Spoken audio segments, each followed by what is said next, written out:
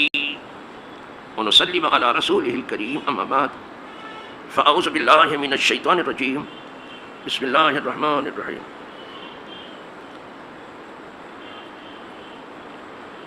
وعن أنس قال رسول الله صلى الله عليه وسلم من صلى الضحى سنتي عشرة ركعة بنى الله له قصرا من ذهب في الجنة رواه الترمذي وابن ماجه قال الترمذي في هذا حدیث غریب لا نعرفه الا من هذا الوجه. جناب انس سے مروی ہے، یہی ایک روایت ملتی ہے اس سلسلے میں، لیکن اس کو لے آئے ہیں. جناب انس سے مروی ہے کہ حضور نے فرمایا کہ جس نے چاشت کی 12 رکعت پڑھی تو اللہ اس کے لیے جنت کے سونے کا گھر بنائے گا. اب یہاں سے معلوم ہوا کہ چاشت کی کم از کم 2 رکعت ہے، کم سے کم، زیادہ سے زیادہ 12 تک کوئی پہنچ گیا تو یہاں تو سونے کا گھر بنانے کی اجازت نہیں ہے، نہیں تو کچھ لوگ بناتے بھی، کچھ ضرور بناتے بھی، لیکن وہاں تو سونا پہنایا بھی جائے گا اور سونے کا گھر بھی ہوگا. تو فرمایا اللہ اس کے لیے سونے کا گھر بنائے، اس لیے کہ یہ آرام کا تھوڑا وقت اور خالی وقت ہوتا ہے چاشت کا، تھوڑا سا آدمی ناشتہ پانی کر کے آرام کرے، لیکن اس نے آرام کو ٹھکانے لگا دیا اور نماز پڑھنا شروع کر دیا، اللہ کی یاد میں اپنے دل کا آرام ڈھونڈنے لگا. کہا ٹھیک ہے، تب اس کے لیے ہم جنت میں سونے کا گھر بنائیں. اب لفظی ترجمہ دیکھیے، میں کر دیتا ہوں اس کا. انس کہتے ہیں فرمایا رسول اللہ صلی اللہ علیہ وسلم جس نے چاشت کی نماز 12 رکعت پڑھی اللہ اس کے لیے ایک محل بنائے گا سونے کا جنت میں. اس کو ترمذی نے روایت کیا، ابن ماجہ نے بھی روایت کیا، لیکن ترمذی نے کہا کہ حدیث غریب ہے. حدیث نہ غریب ہوتی ہے نہ امیر ہوتی ہے، وہاں غریبی امیری کا کوئی سوال نہیں. یعنی اس کی سند جو ہے غریب ہے، یعنی نادر ہے، یہ غریب یعنی محتاج کے نہیں ہے. بس اس سند سے یہی ایک حدیث ملی حضرت انس سے. بہت سی چیزیں ہیں کہ کئی سند سے وہی چیز آئی ہے، راوی الگ الگ ہیں لیکن بات وہی ہے. لیکن کہا بس یہی ایک روایت ہے اس سلسلے میں، لیکن ہے تو روایت ابن ماجہ نے بھی روایت کیا ترمذی. غریب کے مارے نادر بس ایک ہی ہے. ایک حدیث ہو گئی، ایک اور سن لیجیے.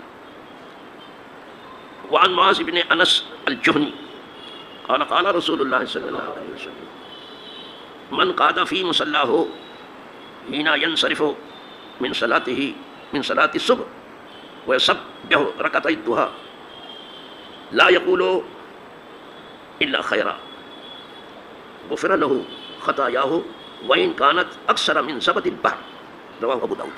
ابو داؤد شریف کی روایت ہے، راوی ہے حدیث پاک کے معاذ بن انس جہنی. کہتے ہیں جب صبح کی نماز ہوتی ہے تو لوگ نماز ختم ہونے کے بعد چلے جاتے ہیں، لیکن کوئی ایسا بندہ بھی ہے جو گیا نہیں، اسی جگہ پہ بیٹھا جہاں نماز پڑھی ہے اور کسی سے کوئی بات نہیں کر رہا ہے، وہ ذکر الہی میں مصروف ہے اور فکر میں ڈوبا ہوا ہے.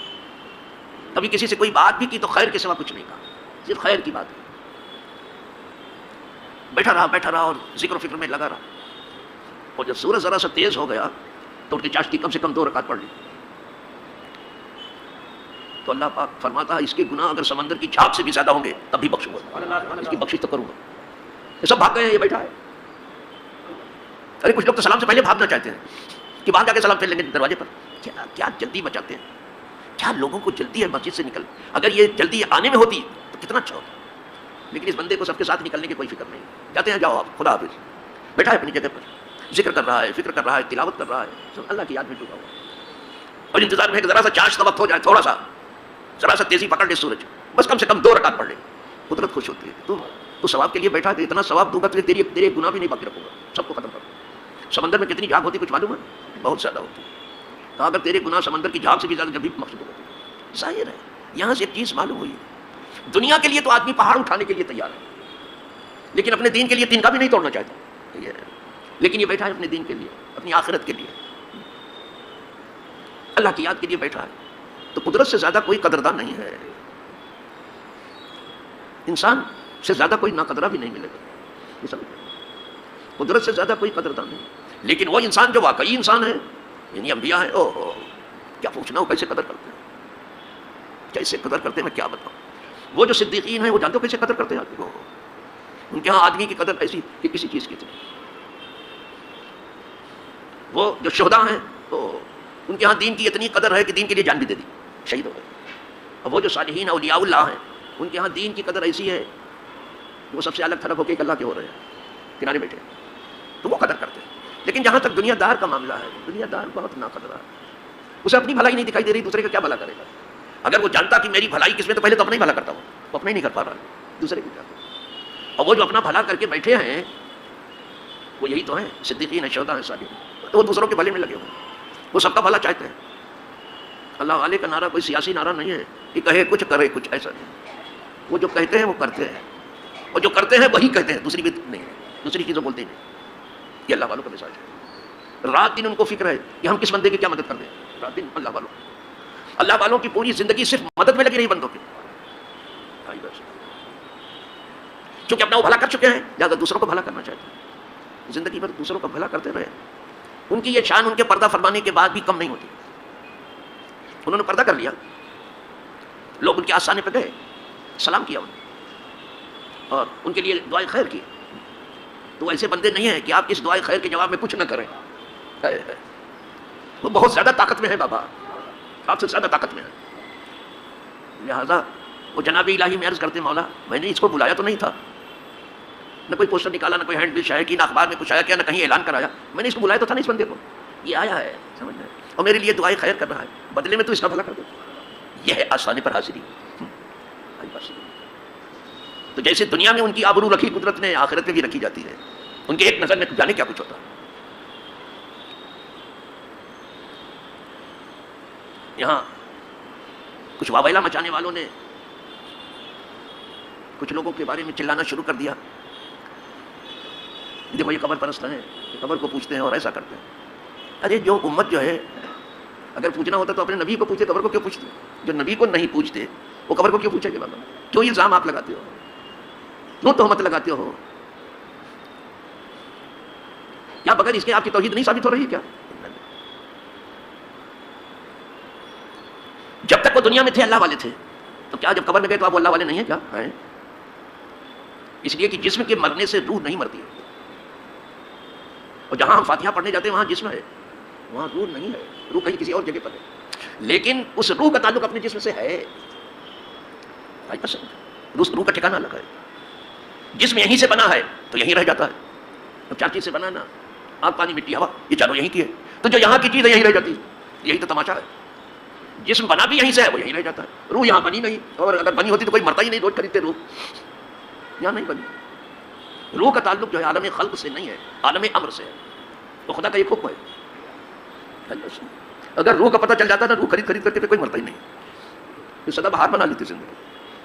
یہ الگ الگ چیز ہے. جب تک حکم ہے اللہ کا، یہ دونوں مل کے کام کر رہے ہیں. تو جب روح نکل جاتی ہے جسم سے تو جو دنیا کی چیز ہے دنیا میں رہ جاتی ہے، اور جو خدا کا حکم ہے اللہ اس کو جہاں چاہتا رکھ دیتا ہے. وہ پاک جگہ پر رکھی جاتی ہے. پاک لوگوں کی روح پاک جگہ پر رکھ دی جاتی ہے. اس کا تعلق جو ہے اپنے جسم سے ہوتا ہے. اب یہ سورج چوتھے آسمان پر ہے، پہلے پہ بھی نہیں ہے، دوسرے پہ بھی نہیں ہے، تیسرے پہ بھی نہیں ہے، چوتھے. لیکن ایک اکیلا سورج دنیا کو اتنا گرم کر دیتا ہے کہ طبیعت خوش ہو جاتی ہے،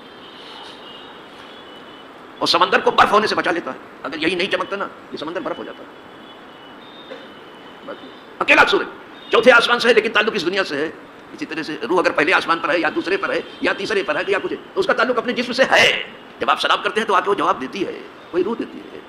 تو اگر سلام کا جواب دیتی ہے روح، سمجھ میں آپ بھی اس کو مانتے ہیں کہ سلام کا جواب دیتی ہے روح، ورنہ تو کیا ہم مٹی کو سلام کریں گے کیا جا کے کہ مٹی صاحب سلام علیکم، آگ صاحب سلام علیکم، پانی صاحب سلام علیکم، آگ پانی مٹی ہوا صاحب سلام علیکم؟ نو نو، مٹی کو سلام کرنے نہیں جانتے. تمہاری نظر میں مٹی ہے، وہ روح کنٹرول کر رہے، وہ جواب دیتی ہے. آخر تو آپ کو السلام علیکم یا اہل القبور آپ بھی پڑھتے ہو، جو انکار کرتے ہیں وہ بھی یہ پڑھتے ہیں. تو کیا مٹی کو سلام کر رہے ہو، یا ایسے کو سلام کرتے ہو جو سنتا ہی نہیں، جواب ہی نہیں دیتے، تو بلا وجہ سلام کرتے ہو. اور اگر وہ سنتا ہے اور جواب دیتا ہے تو تمہارے لیے دعا بھی کرتا ہے، اور اس کی ایک دعا کے سائے میں لاکھوں بستے ہیں. آپ کیا سمجھتے؟ تم کیا سمجھو خدا والا کیا ہے؟ عارف رومی ایک جگہ لکھتے ہیں اپنی مثنوی مانوی میں، سائے بود اللہ والا اس دنیا میں سائے رحمت تھا. آپ کیا سمجھتے ہو؟ سب کے ساتھ بھلائی کرتا رہا زندگی بھر. لوگ لاکھ اس کے ساتھ برا کرتے رہے تکلیف، لیکن وہ سب کے ساتھ بھلائی کرتا رہا. اس دنیا کا دستور ہے جو ان کے ساتھ بھلائی کرتا ہے اس کے ساتھ ضرور برائی کرے گا. اسی لیے ایک مقولہ ہے جس کو شاید اس دنیا کے جھوٹی میڈیا نے بھی اٹھانا شروع کر دیا. کہ آج تک اپنا کوئی سگا نہیں جس نے اپنے کو ڈسا نہیں. بولتے ہیں یہ سچ ہے. آپ کو کوئی اپنا سگا نہیں ملے جو آپ کو نقصان نہ پہنچائے. سب سے زیادہ یہی لوگ نقصان پہنچاتے ہیں. اسی لیے حکم بھی ہے جس کے ساتھ احسان کرو ذرا ہوشیار رہنا. تمہارے نیکی کے جواب میں کبھی بھی دنیا دار کوئی نیکی نہیں کرے گا بلکہ اسے تم کو نقصان پہنچائے گا. ذرا اسے ہوشیار رہنا. لیکن اللہ والے کی یہ شان نہیں ہے. اس کو کتنے تکلیف آپ پہنچاؤ وہ تمہارا بھلا کرے گا. اور نہیں تو آپ حضور کی حدیث میں دیکھ لو, سب سے زیادہ تکلیف آپ کو طائف میں ہوئی ہے. تکلیف تو بہت پہنچائی گئی لیکن طائف میں بہت ساری. یہاں تک کہ فرشتہ اتر آیا, کہا کہ آپ اگر دعائے ہلاکت کریں تو ابھی اٹھا کے پہاڑی کے اوپر گرا دو تو ان کی طبیعت خوش ہو جائے. اور کچھ آپ کے غلاموں نے بھی عرض کیا حضور ان کے لیے دعائیں ضرور کر دیں, دعائیں ہلاکت کر دیں, ان کو لعنت ہی کر دیں کہ اللہ ان کو اپنی رحمت سے دور کر دے. سرکار نے فرمایا نہیں, ماں باس نہیں لانا, مجھے اللہ نے لعنت کرنے والا بنا کے بھیجے نہیں. لعنت کرنے والا بنا کے نہیں بھیجا تمہیں خدا کی رحمت سے دور کروں. مجھے تو اس لیے بھیجا کہ میں لوگوں کو بلا بلا کے خدا کی رحمت سے قریب کر دوں. لعنت کرنے والا تو بنا کے بھیجا نہیں. تو کافر کہا کے لیے بھیجا, کہا ہم کو تو دعوت دینے والا بنا کے بھیجا. ولکن باسنی داعیہ, دعوت دینے کا کیا ہو اللہ کی طرف اس کی رحمت میں داخل ہو جاؤ. دعوت دینے, دعوت اللہ کے لیے بھیجا. وہ کام نہیں, ان کے لیے بھی دعا سر اس دن بھی نہیں کی, حالانکہ آپ غلام تھے. یہاں ذرا سے تکلیف ہو جائے تو پھر بدعا شروع کر دیتے, تو تباہ ہو جائے گا, تیرا گھر تباہ ہو جائے گا, تیرے اوپر یہ مصیبت آئے گی, وہ مصیبت آئے گی, تیرا ستیہ ناش ہو جائے گا, تیرا کباڑا نکل جائے گا. لیکن کچھ نالے مبارک کون سے بھر گئے. لیکن اس دن اور فتح مکہ کے دن بھی وہی لوگ جنہوں نے آپ کو مکے سے نکلنے پر مجبور کیا, وہ چاہتے تھے آپ کو پکڑ لے وہیں, یا قید کر دیں وہیں, یا قتل کر دیں وہیں. سینکڑوں اونٹ انعام کر رکھا تھا کہ ان کو پکڑ لو. کیا کیا کوئی چیز, کوئی ظلم باقی نہیں رکھا. جنہوں نے مجبور کیا کہ آپ شیب ابی طالب میں 3 سال تک رہے, لیکن جب آپ نے مکہ فتح کیا تو کیا کیا؟ یہ سب بندے ہوئے سب کھڑے ہیں, سب قیدی ہیں. حضور نے وہاں ایک خطاب فرمایا سب کے ساتھ. تو یہ چاشت کی نماز حضور پڑھ کے گئے تھے جو بڑھائے 8 رکعت ام ہانی کے گھر. اسی لیے کہتی ہے اتنی تیز نماز پڑھتے حضور کو میں نے دیکھا ہی نہیں, بہت جلدی پڑھا. اس لیے کہ قوم کو خطاب کرنا تھا, ان کا مسئلہ حل کرنا تھا. کہا لیکن اس کے باوجود آپ کے رکوع سجدے بالکل سب درست. یہاں تو نہ رکوع کا بھی ٹھکانا ہے نہ سجدے کا, اگر جلد بازی ہے تو کہا رکوع سجدہ سب کے. جب خطاب کیا فرمایا یا معاشر قریش ما ترون انی فاعل بکم, اے گروہ قریش تمہارا کیا خیال ہے کہ آج میں تمہارے ساتھ کیا سلوک کروں گا, تمہارا کیا خیال ہے؟ انہوں نے کہا کہ اخ کریم وابن اخ کریم, بہت کرم کرنے والے آپ بھائی ہیں, ہم ظلم کرنے والے, ہم کرم, آپ کرم کرنے والے. اللہ والا کرم کرنے والا ہے. وہ جو ظلم کرنے والا اس کو لگتا ہے سب ظلم کرتے ہیں. تیری سوچ پر پتھر پڑے, تجھے کیا معلوم کہ وہ کیا کرتے ہیں. اب ان کو معلوم ہو گیا کہ آپ بڑے کرم کرنے والے, بڑے مہربان بھائی. مہربانی سے لفظی نہیں ہے, اور مہربان بھائی کے بیٹے ہیں آپ کا باپ بھی مہربان تھا. تو ہم کو آج بھی آپ سے مہربانی کی امید ہے. وہ اتنے مہربان ہیں کہ تم مسلمان ہو کے ان سے نا امید ہو, وہ کافر ہو کے بھی ان سے امید کر رہے تھے. بس یہی فرق ہے. تم کیسے مسلمان ہو, کھا پی کے موٹے ہو گئے ہو, باتیں کی طرف کرتے ہو. آج بھی سوائے کرم کی دوسری امید نہیں ہے. دیکھا آپ نے, تم کوئی بڑا بھائی لکھ رہا ہے, کوئی چھوٹا بھائی لکھ رہا ہے, یہ سب انہوں نے نہیں کہا. اخن کریم کا, مہربان بھائی کا. ابھی ایمان نہیں لائے ہیں, اخن کریم کا. آپ سے سوائے کرم کی دوسری امید نہیں. تو کیا ان کا خیال غلط تھا؟ بالکل صحیح تھا. فرمایا تو سن لو, آج میں وہی کہتا ہوں جو یوسف نے کہا تھا, لا تثریب علیکم اليوم اذهبوا فانتم طلقاء. جاؤ, آج کوئی سزا میں تم کو نہیں دوں گا. سزا دینا تو دور کی بات ہے, تمہارے کیے پر تمہیں ملامت بھی نہیں کروں گا. یہ صاحب تصریف کہتے ہیں ملامت کو, میں تمہیں ملامت بھی نہیں کروں گا. جاؤ تم سب آزاد, سب کو آزاد کرو. وہ بندوں کو آزاد کرنے تم غلام بنا بنا کر کے ادھر ادھر کی باتیں کرتے ہو. جاؤ اپنی کی اور تھوڑی سی خوشامد کرو, شاید کچھ اور 2-4 مسجد کا پیسہ مل جائے. کیا تماشا ہے. تو عارف رومی کی بات میں کر رہا تھا.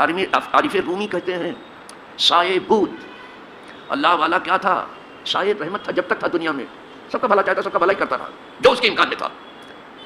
کہا جب پردہ کر لیا تو کہتے ہیں خاک سایہ من, اللہ والا سائے رحمت تھا. اب اس کے قبر کی مٹی لوگوں پر سایہ ڈال رہی. وہ خاک سایہ من, آپ کیا سمجھتے ہو قبر کو, خالی مٹی ہے.